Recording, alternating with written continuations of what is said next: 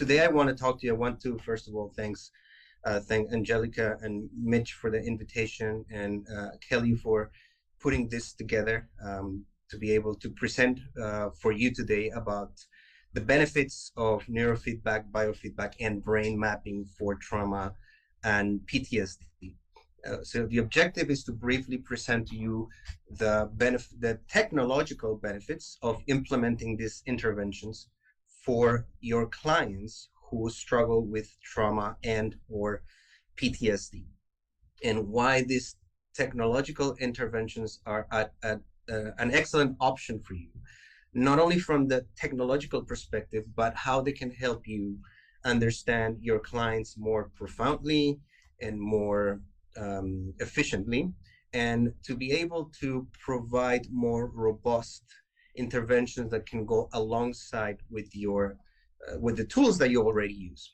And therefore that means that if you're a clinician who uses psychotherapy, talk therapy, or you use hypnosis, or you use EMDR or brain spotting, or a combination of these interventions, you can certainly bring along the brain mapping piece, the biofeedback piece, and the neurofeedback piece to the equation to, again, further understand, more profoundly understand your clients and be able to help with the healing process. And the first thing that I always ask when I do these talks is, why do we need to study trauma?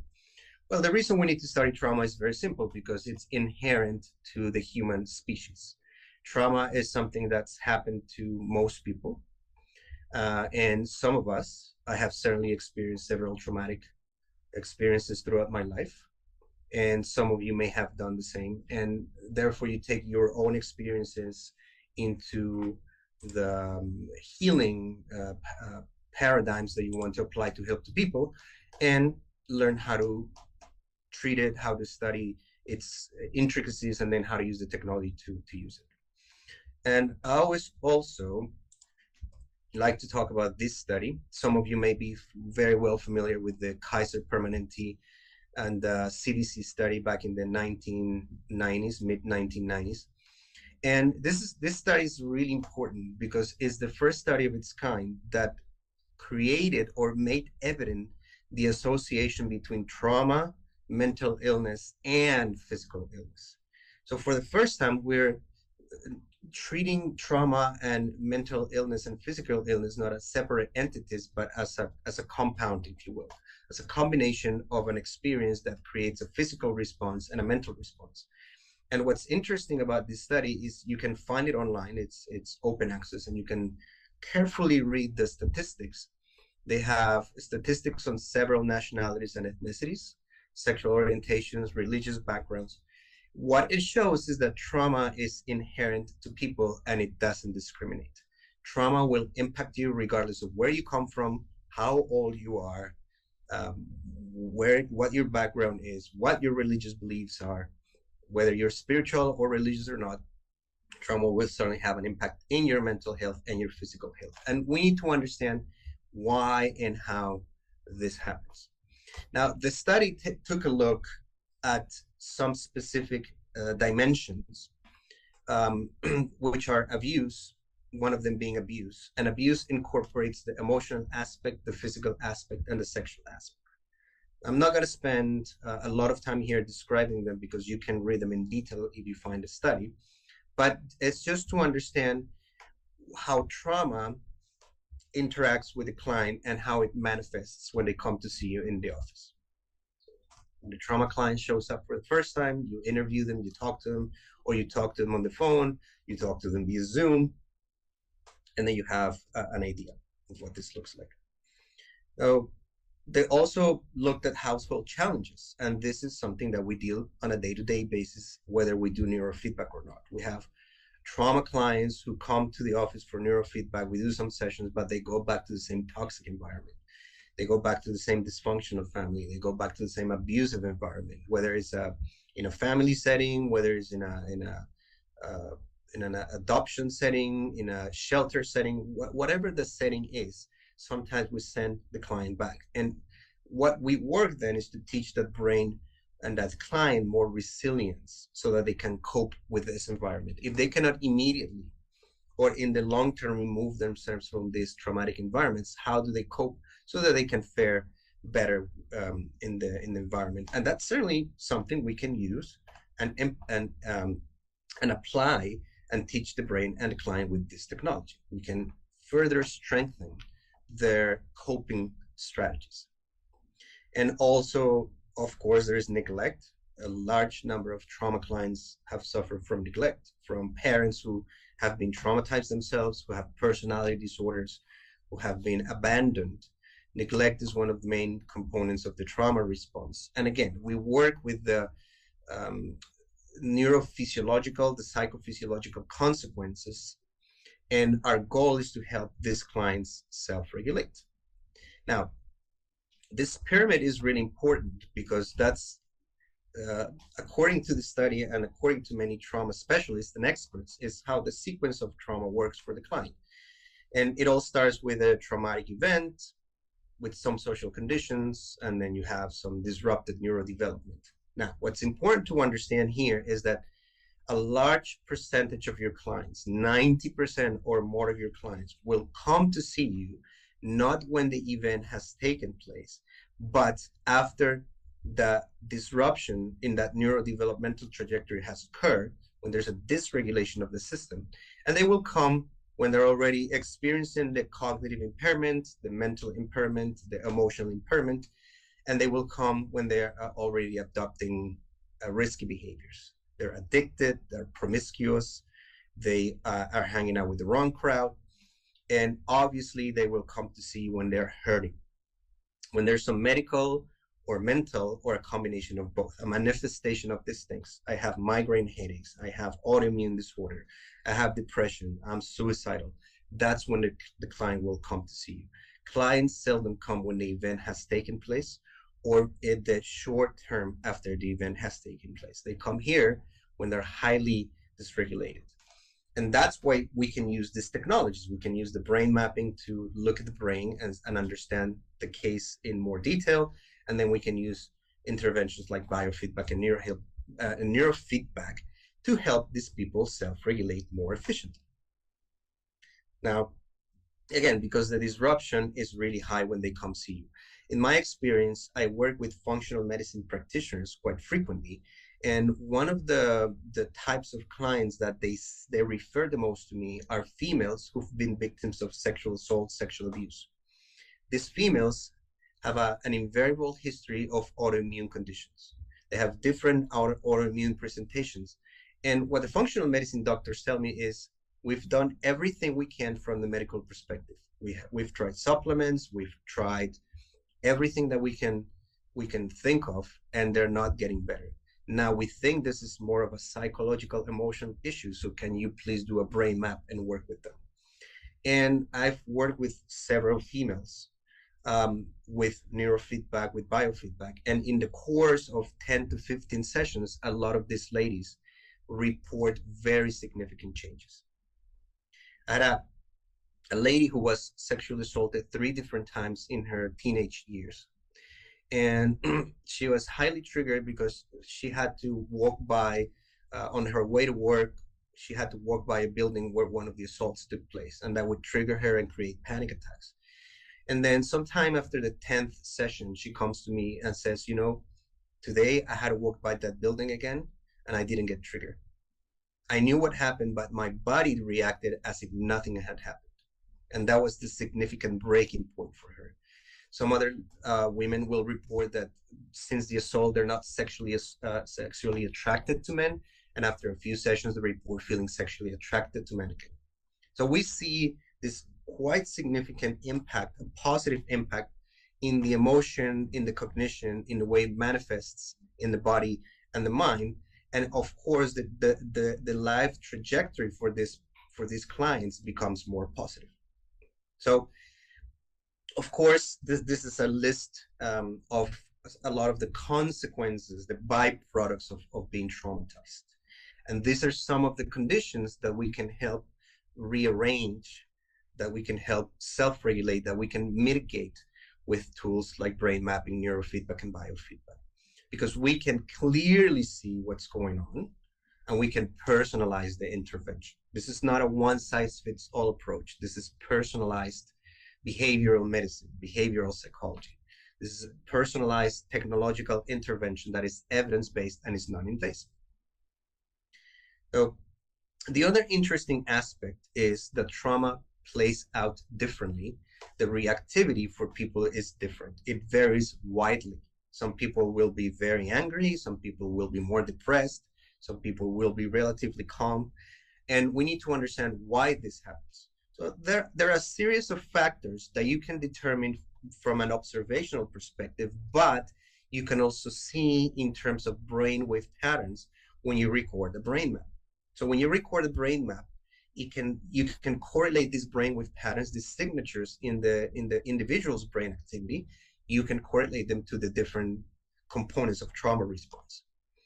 And it's important to understand this because it helps you have a prognosis for the individual, how successful you think you can be in terms of your clinical outcomes, and then you can provide the client with a realistic framework. And the event itself, how long did the trauma take place or how long it's been taking place?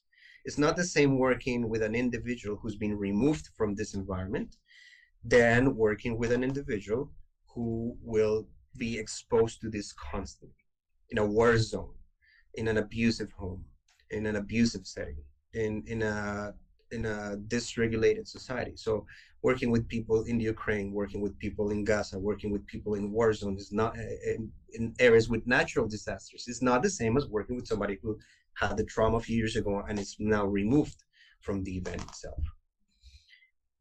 We also need to understand the context of the person.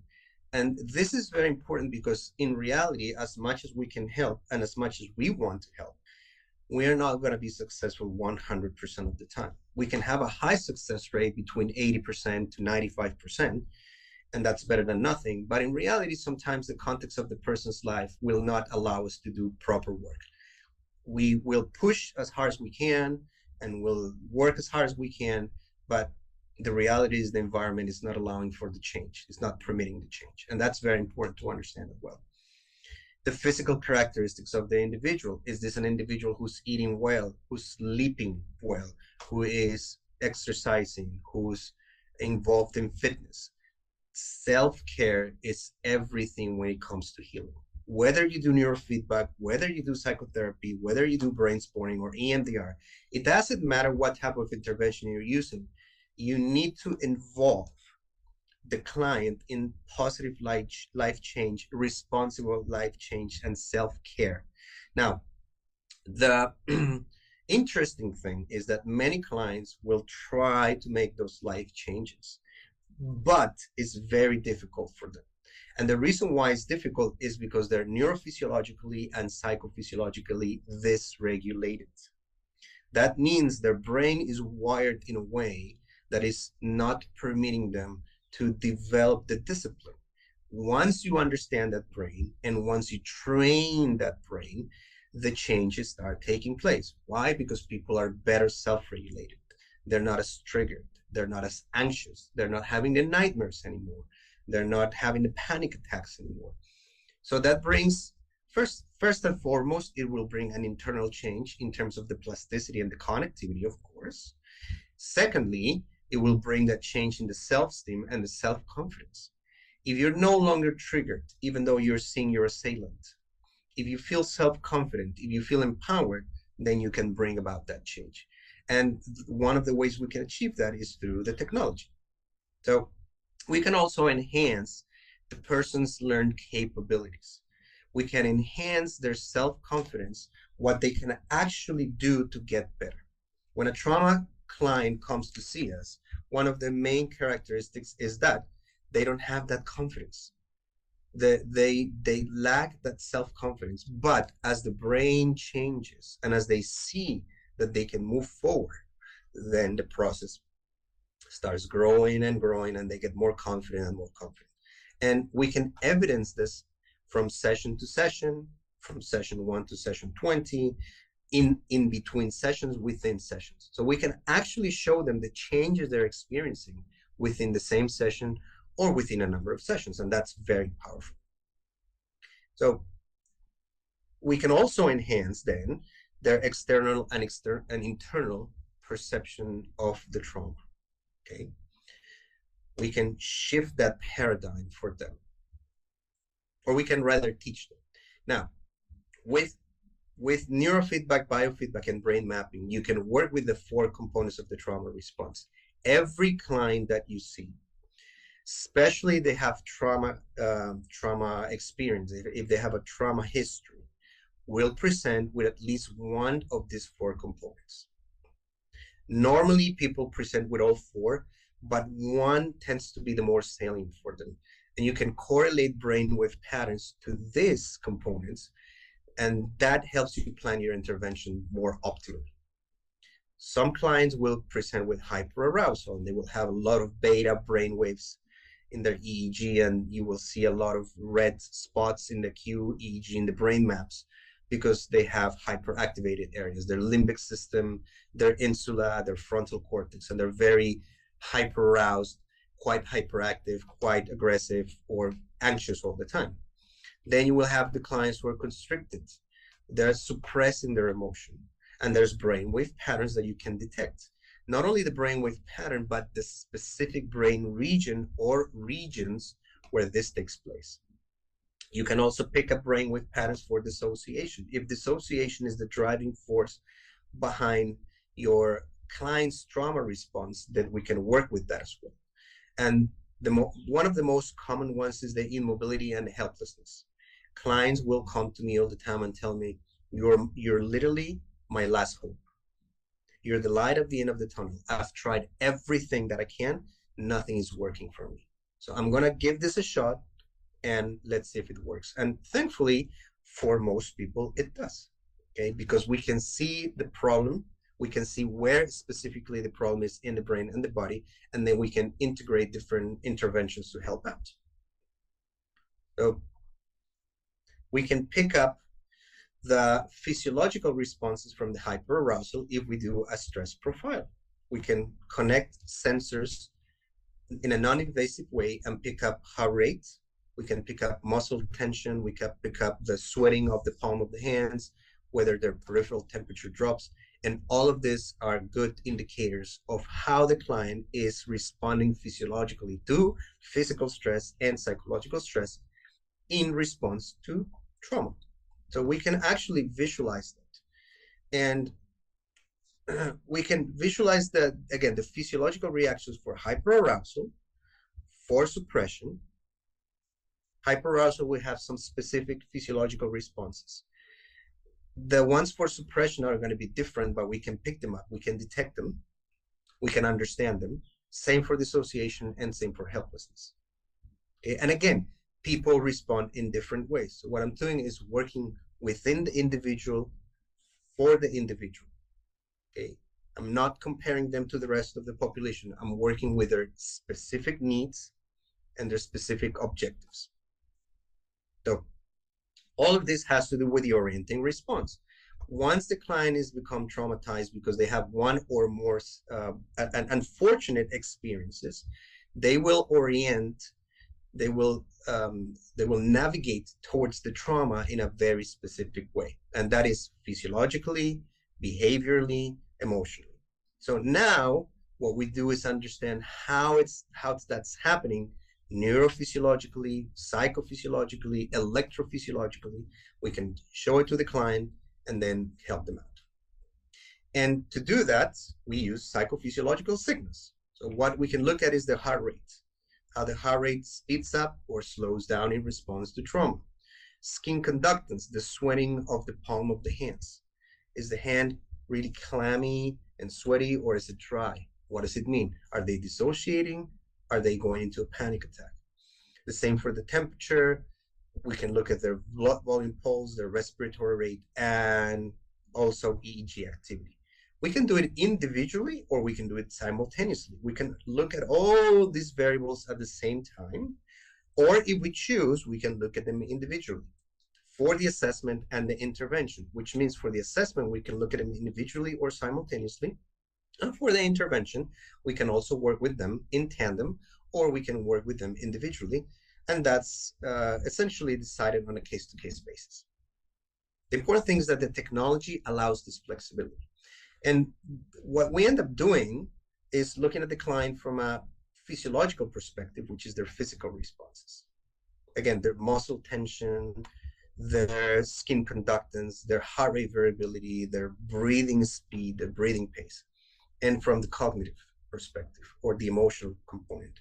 And we integrate those to help them overcome and empower them.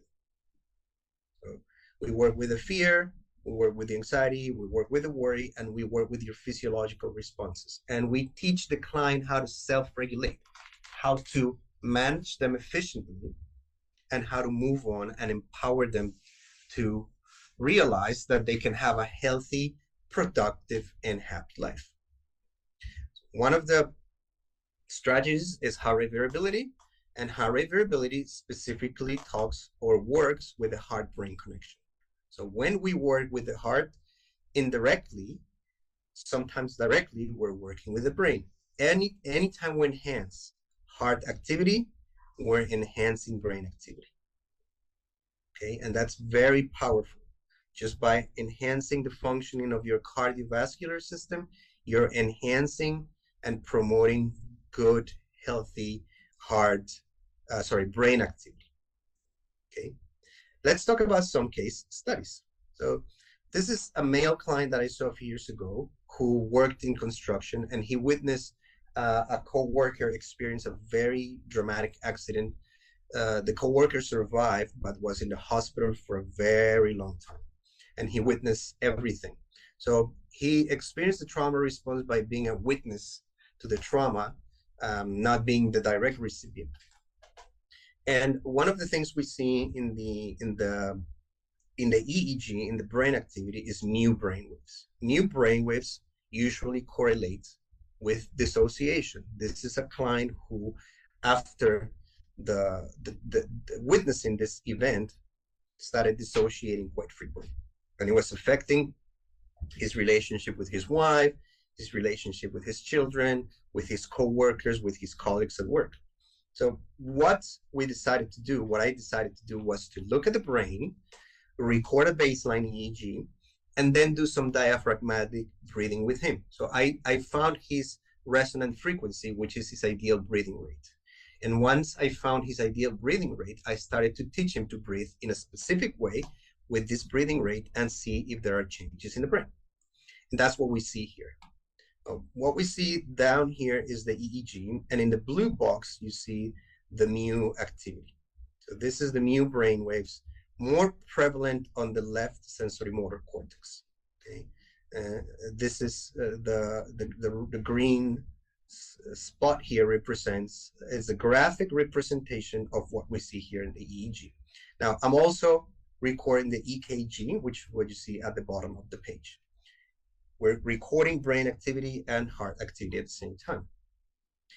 I'm recording, we can see the mu quite synchronous, quite active, which means he's activating the dissociation. And after a few seconds or a couple of minutes of doing the resonant coherent breathing, look at what happens to the mu. It starts to desynchronize. So right there and then, we're getting live, real-time evidence of the power of breath work influencing brain activity. And what that means is that he's starting to break the dissociation. We're starting to break the pattern. So he was going into dissociation because he's overwhelmed. And as he learns to self-regulate, his brain starts learning that he no longer needs to do that. And over a number of sessions, after repeating this for a few sessions, then we can restructure connectivity in the brain, and he's going to learn this new healthy pattern. Every time he feels overwhelmed, he's not going to go into the dissociation. He's not going to sustain the dissociation any longer. He's going to now be able to break from this dissociation, and now he's going to be able to self-regulate without needing to detach himself. So with the technology, we can see this in real time. We can show it to the client, and we can track progress. Now, we can also use techniques like temperature training and GSR, galvanic skin response, or skin conductance training, where essentially what we're doing is teaching people to self-regulate by monitoring their sweat response or the temperature at the fingertip. So we're essentially teaching the client how to control or manage their sweat glands and the innervations to the brain, or also their the blood flow to the hand or away from the hand to help them self-regulate. So essentially, we're teaching them how to efficiently manage their sympathetic and parasympathetic nervous systems. And this has incredible results for a variety of clients. And since we're talking about trauma, it has incredible results for trauma. Okay, so we can work with this to help mitigate the symptoms and help and empower the client. Now, if you use this in combination with psychotherapy or neuromodulation, it's even more powerful. Now, neurofeedback is training the brain directly. And what we do is place sensors on the brain and train brain regions. We teach people to make more of certain brain waves, less of certain brain waves. And through this process, people learn to rewire the brain. We're teaching them neuroplasticity. We take a brain that's dysregulated, is wired in a specific way, and we train to rewire it. So the faulty networks start withering away, and we're creating new pathways. And these new pathways are going to permit that the healthier behavior is sustained over time.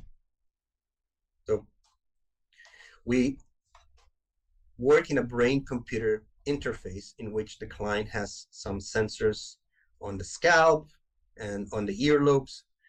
As the clinician, we're looking at a specific screen that's showing us the brain activity, and then the client will have a different display on a second screen. It could be a movie, it could be a video game, but the movie and the video game are directly connected to the screen that the clinician is monitoring. We can teach people to rewire the brainwave activity by controlling a movie. The setup is very simple. If the client is getting their brain to work efficiently, the movie keeps playing. The moment the brain gets dysregulated again, the movie will stop playing, the screen will go dark, the movie will shrink. You can set up this the feedback options.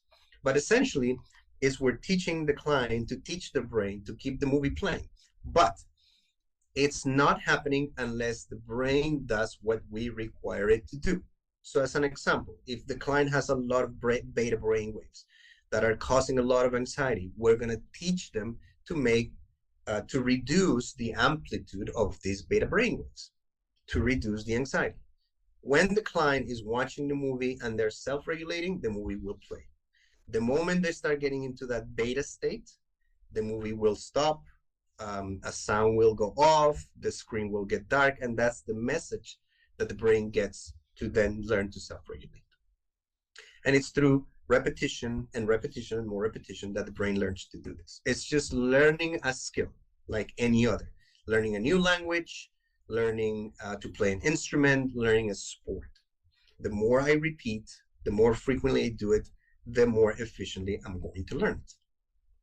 And this is fun and engaging for the client, is evidence-based, and is non-invasive. Nothing is going into the brain. The electrodes are measuring the information, it's sent to an amplifier, the amplifier puts it on the screen, and then we do the work. Oh, let's look at a case study looking at what we did with neurofeedback and brain mapping. This is a male client who had a traumatic experience. It was a combination of neglect and abuse from the mother. And the result was that on T4, on the right temporal lobe, we found elevated alpha brain waves. And we found in the occipital regions of the brain, we found lambda waves. Okay, this is the eyes open recording. We can do eyes open and eyes closed recording, but I want to show you what we did with the eyes open recording. So the alpha frequency here is affecting a region of the brain called the insula. And his most salient behavioral response was what? Anger. People with overactivation of the insula generally show extreme anger, bouts of rage, as one of the behavioral byproducts of the trauma response. But we know that because we looked at the EEG. So after training him for 13 sessions, we decided to, at his request, to map him again. I normally do the training for 20 sessions before I remap, before I do another brain map. But in this case, what we did was, at his request, do it at 13 sessions. He said, I'm feeling some changes. I want to see if they're showing in the brain. Can we do a brain map? Sure, let's do it. So what he reported was feeling less reactive, more calm, less depressed. So this is, of course, quite broad, but that's what was reported. And the spouse, the wife, reported there was a noticeable reduction in verbal abuse. One of his main concerns was that when he was getting triggered, he would be verbally abusive to his wife. Not physically violent, he would never touch her, but he would insult her, berate, yell at her. And this was damaging the marriage. So he reported, and the wife reported, that there was a quite significant reduction in his reactivity. He was more under control. This is the raw EEG, the baseline raw EEG for the eyes open, okay? And this is the T4 region, so the right temporal lobe. This is the high amplitude persistent alpha rhythmicity that we were talking about. And these pointy waves that you see, O1 and O2, pointing to the occipital lobes, is the lambda waves. That's his hyperreactivity. And lambda waves in somebody with trauma normally typically point or correlate to a PTSD diagnosis. If you notice to the right, after 13 sessions, look at how more stable his EEG looks. Not only the right temporal lobe, but also there's a significant reduction in the lambda waves. And that's what correlates to his improvements. More calm, less reactive, less depressed. So this is after 13 sessions, which means we were doing with him 2 sessions per week. So this is after 6 weeks of training the brain.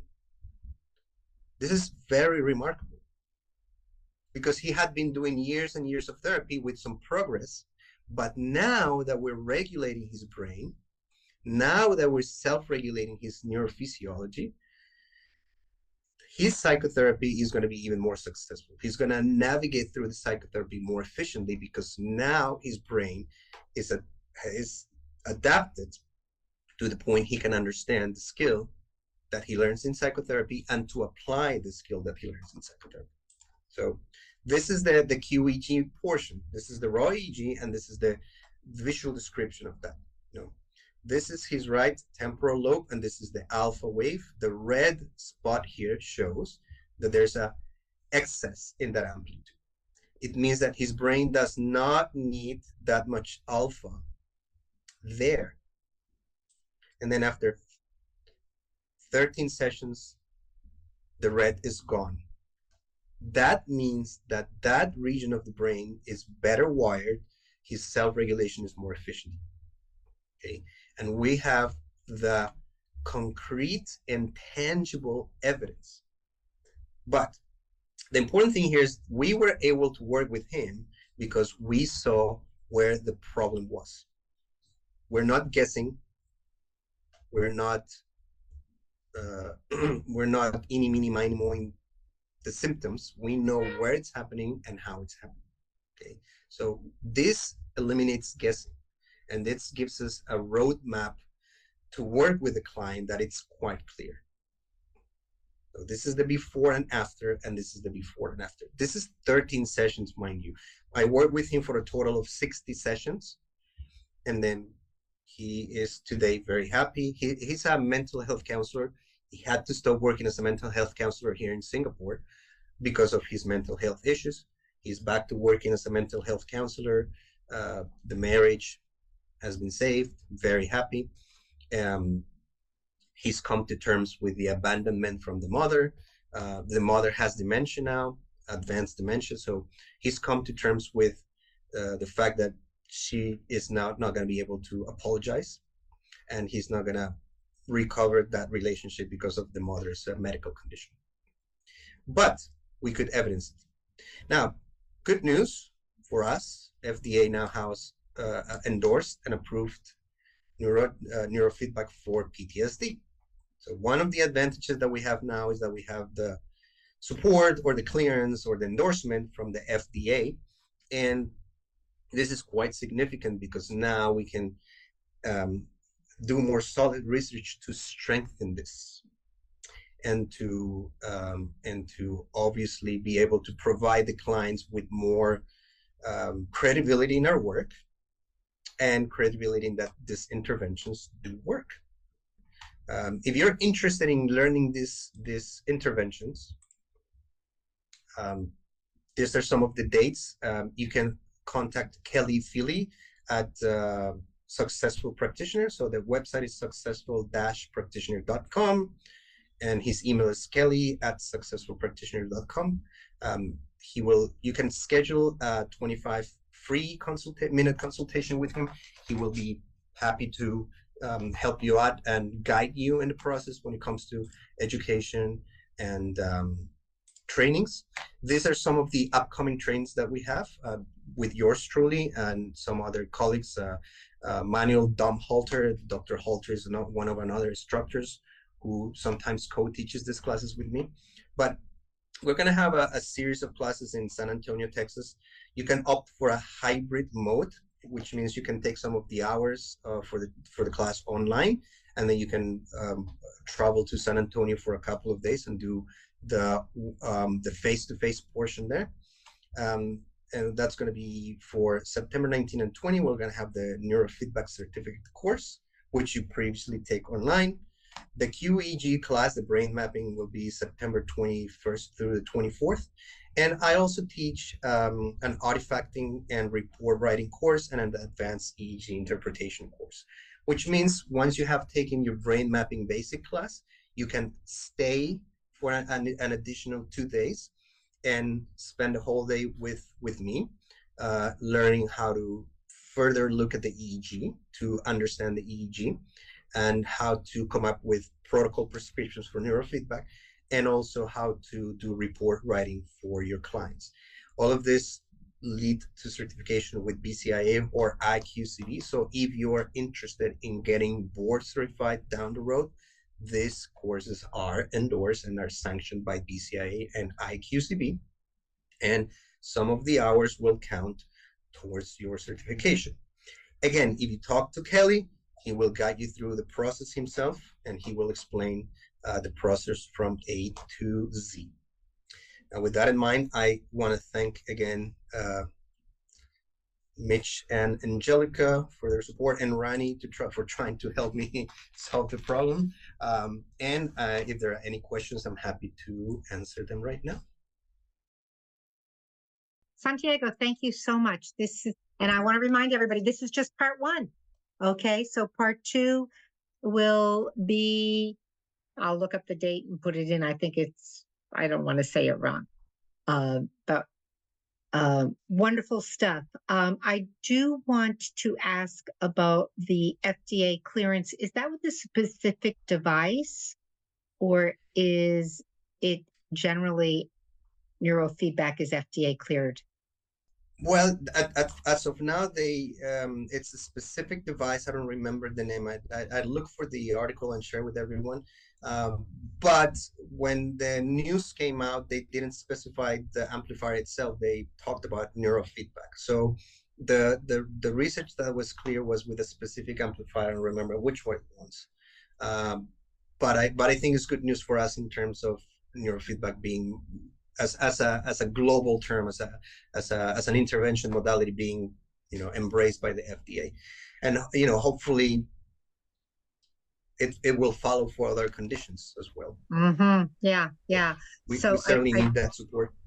It is great news and a good step forward for neurofeedback. If you all are making websites, just be real clear about getting your website information, any kind of promotion, any kind of advertising you do, that you're not misrepresenting something, because just as this is a step forward, misrepresentation can give us a push backward. So my question is for the training in San Antonio, does it have a certain, like I have B-Medic equipment and QEG equipment. Do we bring our equipment if we wanted to go, or do you provide equipment, or can we bring our equipment? That's my question. That's a very good question. We try to be as non-denominational as we can, but we work mainly with MIDSAR amplifiers and WinEEG software for the recording and the analysis of the information. So if you're interested to bring your equipment, that's an option that you can discuss with Kelly, certainly, because he would be the one person to do that. But we typically tend to use MIDSAR amplifiers for the recording, and then I use WinEEG for the interpretation. Now, if you have EEGs that you want to have us look at in class, we can certainly do that. You can bring them as EDF files, and then we can take a look at them that way as well. First of all, thank you so much. This was so beautifully done. In my practice, I'm a psychoneurotherapist, and I always combine targeted nutritional therapy. I work with Celesco and neuroscience, and we just want to know the nutraceutical rather than pharmaceutical elements of the lack of nutrients in the brain. And I have realized that not until we have the right amino acid, minerals, the essential biochemicals, the brain may change, but it's not going to be lasting long. I wanted to know your opinion on it. Yes, one of the things that I'm more involved in also working now is neuroinflammation, and I always endorse multidisciplinary approaches. In some of the presentations I do, and in some of the parts of the class in EEG, I cover neuroinflammation and how looking at endocrinological responses and nutrition approaches is very important. I think that decline is a combination of elements. Neurofeedback is the one element we bring to the equation, but of course, good nutrition is essential. So in the last part of my career, I never worked with a client who didn't want to do the whole approach.